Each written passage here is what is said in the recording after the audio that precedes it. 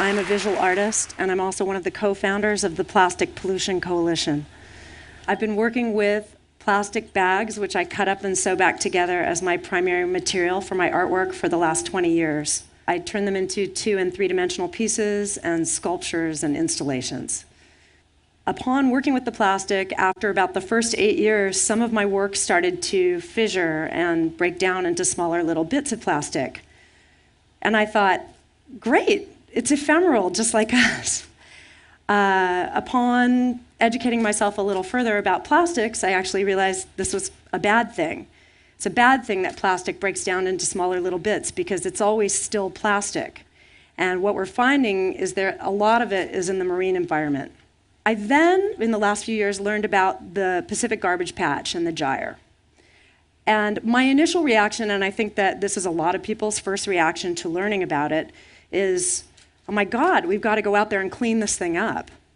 So I actually developed a proposal to go out with a cargo ship and 2 decommissioned fishing trawlers, a crane, a chipping machine, and a cold molding machine.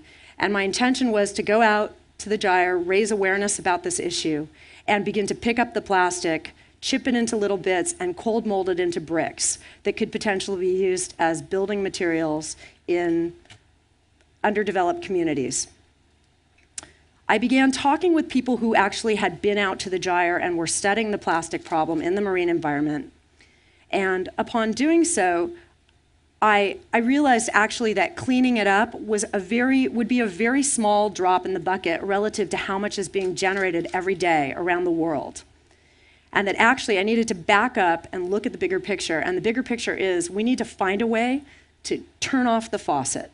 We need to cut the spigot of single-use and disposable plastics, which are entering the marine environment every day on a global scale.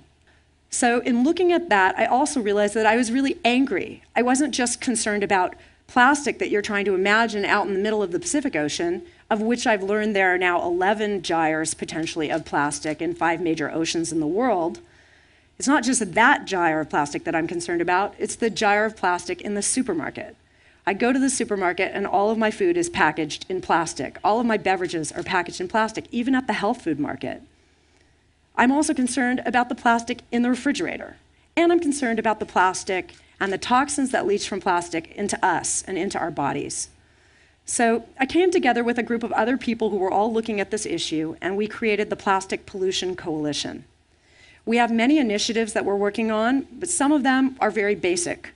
One is, if 80 to 90% of what we're finding in the ocean, of the marine debris that we're finding in the ocean is plastic, then why don't we call it what it is? It's plastic pollution.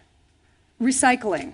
Everybody kind of ends their books about being sustainable and greening with the idea of recycling. You put something in a bin and you don't have to think about it again. What is the reality of that? In the United States, less than 7% of our plastics are recycled. And if you really look into it, particularly when it comes to plastic bottles, most of it is only downcycled or incinerated or shipped to China. It is downcycled and turned into lesser things. While a glass bottle can be a glass bottle again or can be used again, a plastic bottle can never be a plastic bottle again. So this is a big issue for us. Another thing that we're looking at and asking people to think about is we've added a 4th R onto the front of the reduce, reuse, recycle 3 Rs, and that is refuse. Whenever possible, refuse single-use and disposable plastics. Alternatives exist. Some of them are very old school. I myself am now collecting these cool Pyrex containers and using those instead of Glad and Tupperware containers to store food in. And I know that I am doing a service to myself and my family. It's very easy to pick up a stainless steel bottle or a glass bottle if you're traveling and you've forgotten to bring your stainless steel bottle and fill that up with water or filtered water versus purchasing plastic bottled water. I guess what I want to say to everybody here, and I know that you guys know a lot about this issue, is that this is a huge problem in the oceans, but this is a problem that we've created as consumers and we can solve. We can solve this by raising awareness of the issue and teaching people to choose alternatives. So whenever possible, to choose alternatives to single-use plastics. We can cut the stem, tide the stem of this into our oceans, and in doing so, save our oceans, save our planet, save ourselves. Thank you.